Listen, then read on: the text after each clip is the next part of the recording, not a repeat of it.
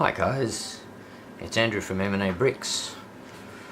Now today I'm going to build the Star Wars Imperial Shuttle again.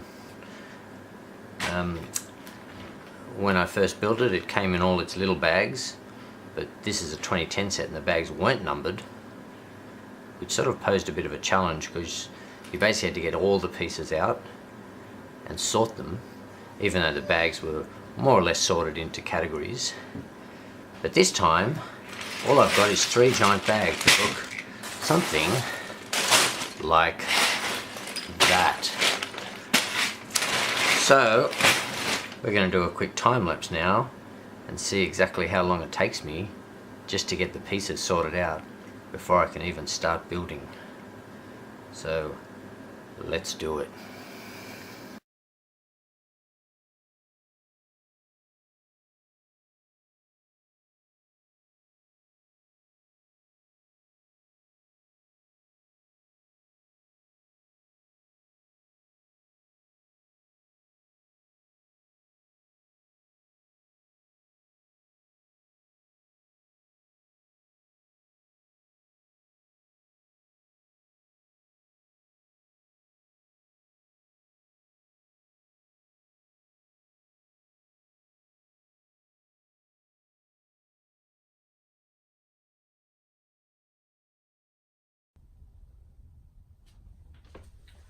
Okay, as you can see, it took about 40 minutes just to do a fairly basic sort.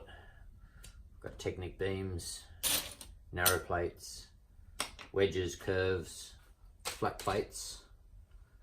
Got quite a few of these, tall blocks, standard blocks, and that should be in there, and standard beams. Anything below a 3 goes into here, which is sort of all the small bits. So hopefully that should be sorted well enough to get a good part of it done. And of course gears separate as well.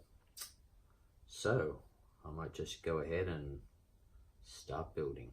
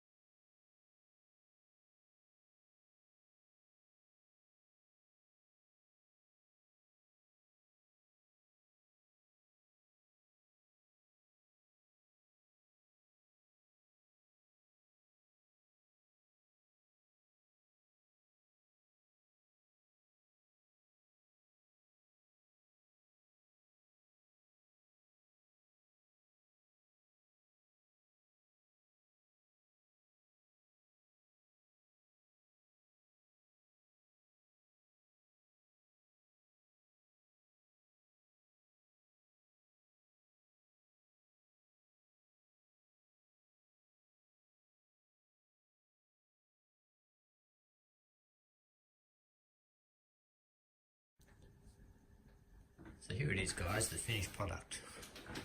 I've stopped the time lapse at about 2 hours 20. I'll put the rest of it on the end of the video so you can actually see how long it took of sifting through boxes of pieces. But here it is. Now this model is about 9 years old, so it's been displayed for about 4 years and it was in a fairly bright room. And as you can see, a lot of the pieces are displaying a fair bit of yellowing, so I might have to do a bit of a restoration project. As far as playability goes, there's not a lot. We've got movable guns here. Our landing legs are actually removable, and there's a stand so you can display it with the wings in the flying position. At the back here we've got a tail gun and the handle, which winds the wings down on each side. I won't wind it down all the way because it will hit the ground. But that's about it. Let's take a closer view at the cockpit.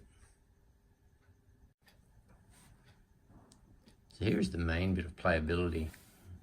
There's no interior per se, there's not even a ramp. What happens is the cockpit opens up, and of course when you do that, it hits the ground. We can lift it forward, and this piece folds up, and we can have a look inside. See, we've got the two pilots, and the rear seats we've got Darth and a Stormtrooper. Instruction manual actually shows our Luke Skywalker minifig there, and if we have a look over the front, we can see the dashboard has got 5 blocks with stickers on them. There are also, if we look right back in here, in that corner, there are also some vertical 2x1 tiles with details on them, but it's just impossible to see. So this is the Luke Skywalker minifig that comes with it, with his green lightsaber, as opposed to Darth's red one. And as you can see, he's got one black hand and one flesh-covered hand, which is obviously post his hand getting cut off, and he's now got the bionic hand. So we'll take a look at how the ship looks on its display stand.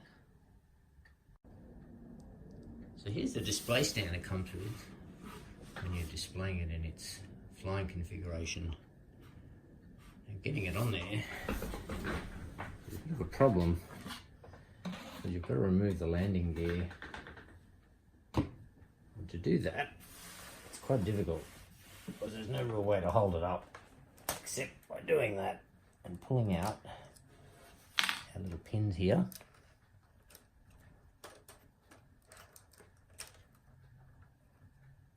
Of course, that one only half came out. Then we remove the landing gear, like so. Getting it on the stand is a bit easier because we've got the tapered blocks there, which just slide straight into the hole underneath. Now, once that is done, we can wind our little wings down like this.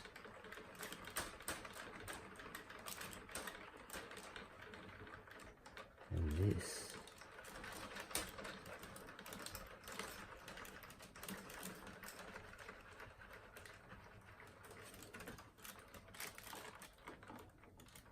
As you can see, the top wing is fairly flimsy.